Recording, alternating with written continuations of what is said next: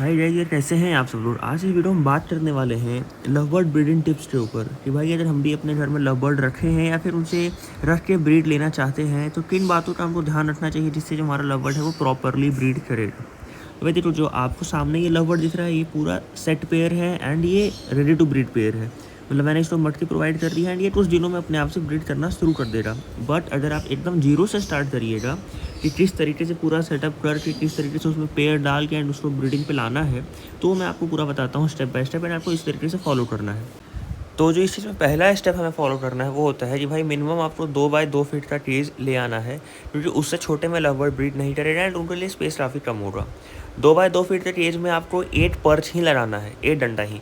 And इसके पीछे का कहने का कारण मेरा ये है कि अगर आप उसमें लव बर्ड का पेयर डालिएगा सिंगल डंडे वाले केज में, तो वो दोनों पेयर मजबूरी में एक साथ बैठेंगे एंड उसमें क्या होगा ना, जब आप नए नए केज में एक नया लव बर्ड का पेयर ला के डालते हैं तो आपका पेयर सेट नहीं रहता है, वो बॉन्डेड पेयर नहीं रहता है।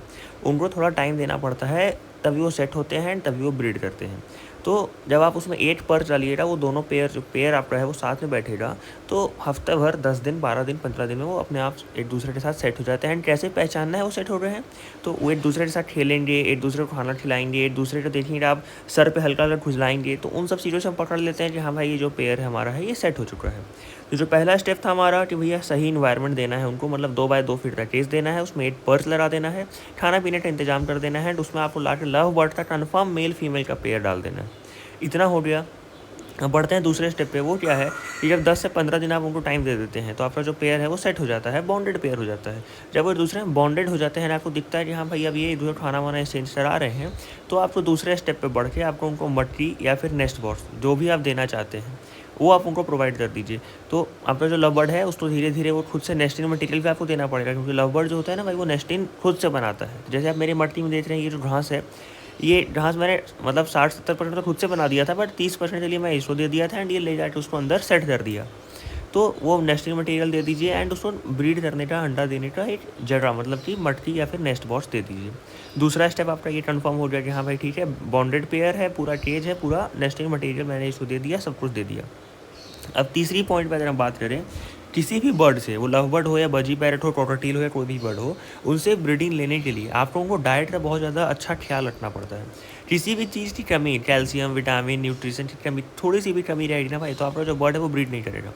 तो आपको कुछ बातों का ध्यान रखना है डाइट में कि भैया खाना सिर्फ सीड मिट्स है वो आपको अच्छी क्वालिटी का देना है, जैसे कि मैं देता हूँ जिसमें टर्नी दाना, कैनरी सीड, सनफ्लावर सीड, ये सब को मैं घर पे ही मिक्स करके मैं बनाता हूँ एंड वो देता हूँ।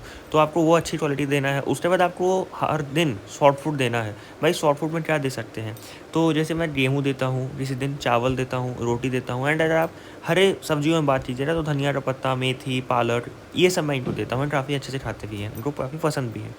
तो आपको ये सब उनको डेली देना है, सॉफ्ट फूड भी थोड़ा थोड़ा डेली प्रोवाइड करना है एंड सीड मिक्स तो हमेशा इनके केज में रहना चाहिए। अच्छी डाइट दीजिएगा, किसी भी तरीके कोई भी न्यूट्रिशन, विटामिन, ये सब कमी अगर नहीं रहता है आपके लव बर्ड में या किसी भी बर्ड में, तो वो हीट पर आएगा एंड तभी वो ब्रीड भी करेगा। क्योंकि अगर किसी भी चीज़ की कमी रहती है ना भाई, तो हमको समझ नहीं आएगा, आप चाहे लाख अच्छा इन्वायरमेंट दे दो बट वो ब्रीड करने में आपको दिक्कत देने लगता है। तो ये हो गया कि डेली में उनको सॉफ्ट फूड देना है, अच्छे क्वालिटी का सीड मिक्स देना है, एक अच्छा इन्वायरमेंट आपने उसको दे दिया, आपने पूरा नेस्टिंग मटेरियल, नेस्टिंग बॉक्स, मटकी सब उसको दे दिया। उसके बाद क्या है कि आपको ये पता होना चाहिए, जो जैसे ये तीनों चीज़ आप दे देते हैं ना, तो कन्फर्म मैं बता रहा हूँ आपका लव बर्ड ब्रीड करेगा।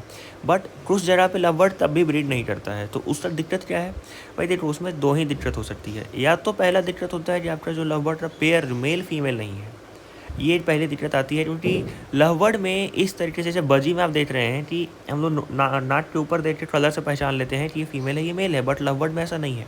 लव बर्ड में मेल फीमेल पहचानना बहुत मुश्किल होता है एंड इसलिए कभी कभी हम लोग पेयर नहीं लाते हैं भाई, मेल मेल ले आते हैं, फीमेल फीमेल ले आते हैं, उससे कारण वो ब्रीड नहीं करता है।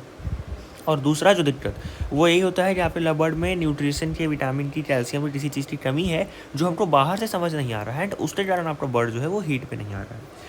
तो मैं जल्दी कोई दवा सजेस्ट नहीं करता हूँ कि भाई उनको दवाई दीजिए। फिर भी अगर आप उनसे लगातार ब्रीडिंग ये सब लेते हैं, तो जो मैं करता हूँ कि भाई मैं सैटरडे संडे को उनको पानी में मिला के, आप कैल्शियम एंड मल्टीविटामिन का जो होता है वो मैं उनको दे देता हूँ पानी। 4-5 घंटे के लिए वो पानी छोड़ देता हूँ, वो पी लेते हैं, तो उससे क्या होता है उनकी सारी कमी दूर हो जाती है। बट ज़्यादातर फोकस मैं करता हूँ कि भाई उनको अच्छा अच्छा घर का खाना खिला के ही एकदम फिट रखा जाए, हेल्दी रखा जाए। तो भाई यही था इस वीडियो में, मैंने आपको तीनों चीज़ बता दिया। एक अच्छा cage setup minimum 2 by 2 feet का, उसमें आपको सिंगल पर्स लगा के पेयर को बॉन्ड होने का टाइम देना है, हफ्ते से 10 दिन। पेयर बॉन्ड होने के बाद उनको अच्छा खाना रेगुलर फीड करना है, नेस्ट इन बॉट्स दे देना है, वो ब्रीड करेंगे। तो मिलते हैं भाई आपसे अगले वीडियो में, तब तक अपना ध्यान रखिएगा।